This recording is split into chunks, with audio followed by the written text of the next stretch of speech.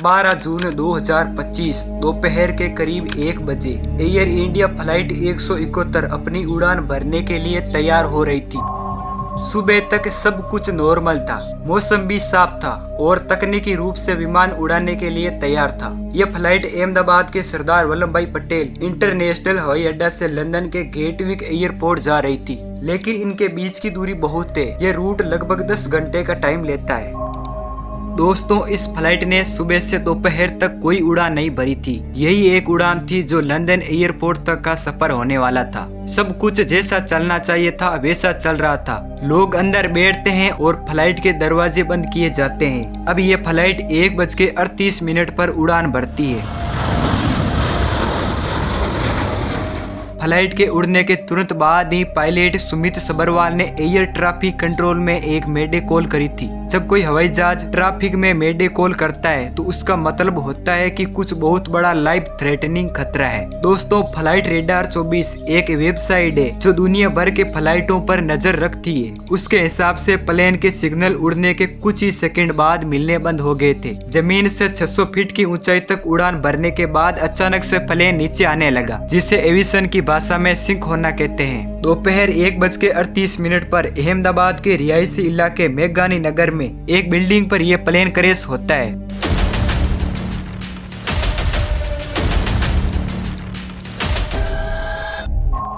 यानी ये प्लेन हवा में 1 मिनट भी पूरा नहीं उड़ा। आग, धुआं और मलबे का ढेर अहमदाबाद के आसमान में छा गया। इस भयानक दुर्घटना में 241 लोगों की मौत हुई और जिंदा जल गए जो इस फ्लाइट के यात्री थे।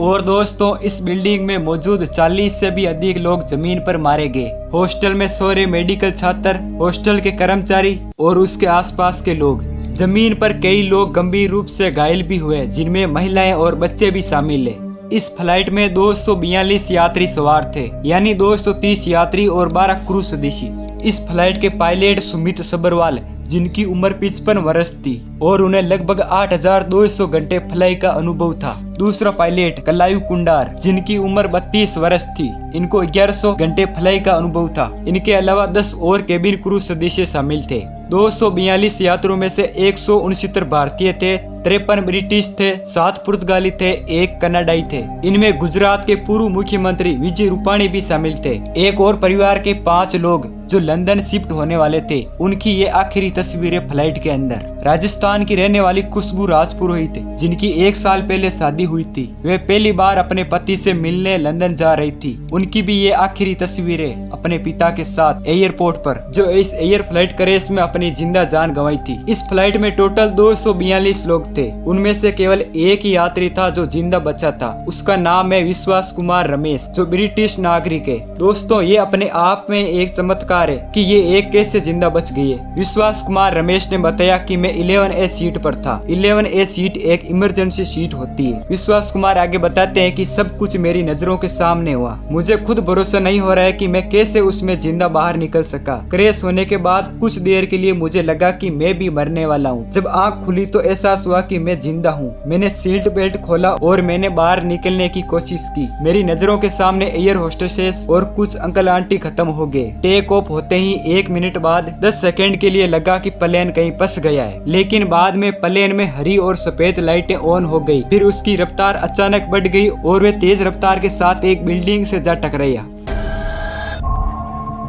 दोस्तों, ये फ्लाइट एक नॉन स्टॉप फ्लाइट थी। इसमें ईंधन पूरा भरा हुआ था और इसमें ईंधन की मात्रा 1,20,000 लीटर के आसपास थी। इतना ईंधन इस फ्लाइट के अंदर था। आप सोचिए, अगर किसी स्थान पर 1,20,000 लीटर पेट्रोल डीजल कहीं रखा हो और वहाँ पर जरा सी चिंगारी अगर भड़क जाए तो उस जगह पर कितना बड़ा विस्फोट होगा, जरा अंदाजा लगाइए। और इस घटना में यही हुआ।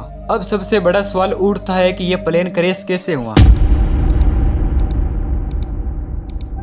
इस प्लेन के क्रैश होने के 3 कारण हो सकते हैं। पहला कि हवाई जहाज के पंख। आपने हवाई जहाज के पंख तो जरूर देखे होंगे, पर इन पंखों में 2 जरूरी भाग होते हैं। पहला अगला पंख पट्टिया, दूसरा पिछला पंख पट्टिया। ये दोनों पंख हवाई जहाज के उड़ने के तुरंत बाद खुल जाते हैं, लेकिन एयर इंडिया फ्लाइट के ये पंख नहीं खोले गए थे। ये कोई तकनीकी समस्या से खुल ही नहीं पाए थे, जिसकी वजह से ये प्लेन उड़ा लेकिन ज्यादा दूर नहीं जा पाया और नीचे गिरने लगा। एक वीडियो आपकी स्क्रीन पर अभी प्ले होगी इस वीडियो को ध्यान से देखना, इसमें जो साउंड आ रहा है उसको एक बार ध्यान से सुनना।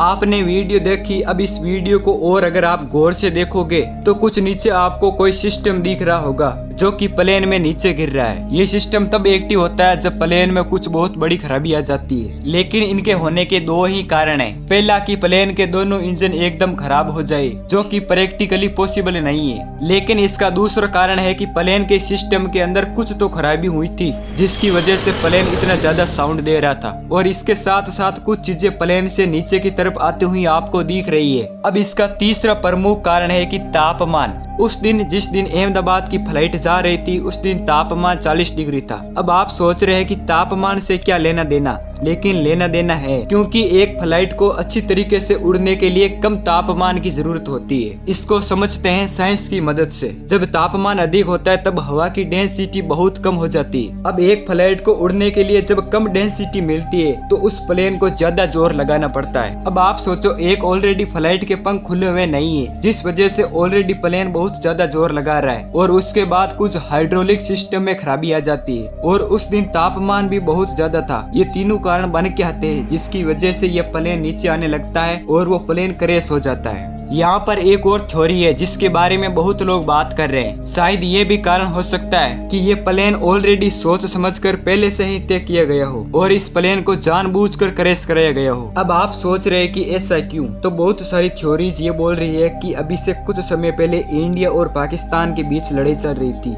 जिसके बारे में आप सब जानते हैं। अब क्या पता कि ये जो प्लेन क्रैश है इसको जानबूझकर क्रैश कराया गया हो, जिसकी वजह से इंडियन इकोनॉमी पर बहुत ज्यादा फर्क आएगा और इंडियन पर्यटन पर भी बहुत ज्यादा फर्क आएगा। क्योंकि सोचने वाली बात यह है कि ये फ्लाइट एक नेशनल फ्लाइट नहीं थी, ये एक इंटरनेशनल फ्लाइट थी। इसके अंदर केवल भारतीय लोग नहीं थे, इसमें बहुत सारे यूके के भी लोग थे। तो आपका क्या मानना है, क्या ये इश्यू एक नॉर्मल टेक्निकल इश्यू है या फिर एक टेररिस्ट अटैक? आपको बताना है कमेंट के अंदर। और दोस्तों, मेरा नाम है प्रहलाद राय का। ऐसे ही वीडियो देखने के लिए इस चैनल को सब्सक्राइब जरूर करें।